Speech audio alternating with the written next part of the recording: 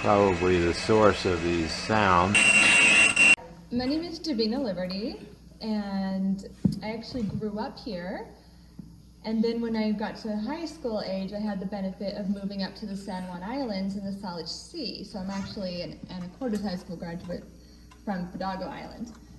So I had the benefit of going out on the ocean, of the sound there, and following the J, K, and L resonant pods on a regular basis, which is just truly fascinating and amazing. And then I moved back down here. Right now I am a Marine Naturalist student out of Western Washington University. I will be returning up there in July to finish my program in the field. I'm very excited about it. I'm also the president and founder of the Mendocino Mermaids. I'm not sure if you've heard of us. We've removed 547 pounds of garbage off local beaches of the Mendocino Coast in the past year. So I wanted to point out a few wonderful things about that horrible video that this gentleman showed. It's fascinating but horrible. So when it was on the screen, you saw all the whales there, and the noises are going off, and you have to remember, like he was saying, that they're completely an auditory species, and they're an auditory species, and they are purely about auditory communication. So when they blast for each other, that's how they talk to each other. So if you noticed in the film there, they were really hunkering close to each other, almost like making contact as they were moving.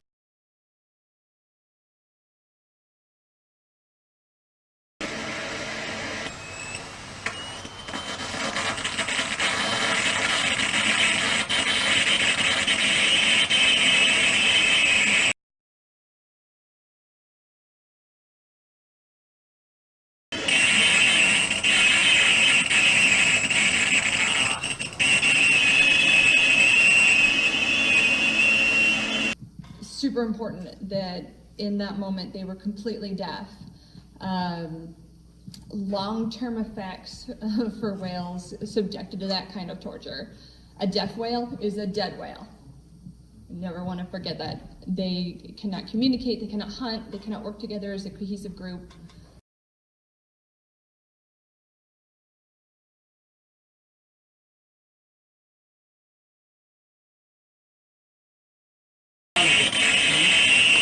Yeah. But this is nuts, man. This is nuts. Yeah, well now Jay's have turned around. I mean, this is definitely behavior. With baleen species, and he spoke a little bit about that, the baleen whales will descend extremely rapidly to try to escape. And when they cannot escape the sound, they will ascend extremely rapidly to attempt to escape. And they will get the bends and decompression sickness, which leads to disorientation, nitrogen bubbles in the bloodstream, which leads to death. It's important to remember that this is the only instance that you will ever observe this in whales. It's not something that happens to them in their day-to-day lives. It's only ever been observed because of Navy testing. In the UK, in the last several months, there have been dozens of deaths, humpback whales, sperm whales, beaked whales, washing up on the shores of Ireland, Scotland, and England from the English military sonar testing. My point with this is that this is a contemporary issue, and when we were at the Navy meeting before, I tried to bring that to the attention, and of course they knew nothing about it.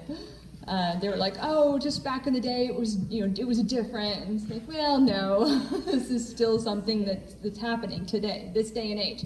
Just 3 weeks ago, humpback whales washing up dead. They did necropsies on them from the Ocean Institute over there in Ireland. It is from military testing. If this comes here, this is going to happen here. And my question to them is, how are they going to take responsibility for that? And of course, they have no answer.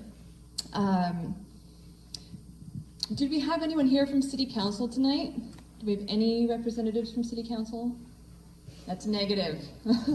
My recommendation as far as approaching this is, yes, write your letters, submit your letters by the date. They have the forms right over there on the corner of the table.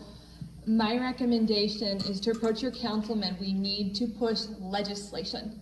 That is the only way that we are going to make a connection from here to the top. This is how our country is set up. This is how it's supposed to work.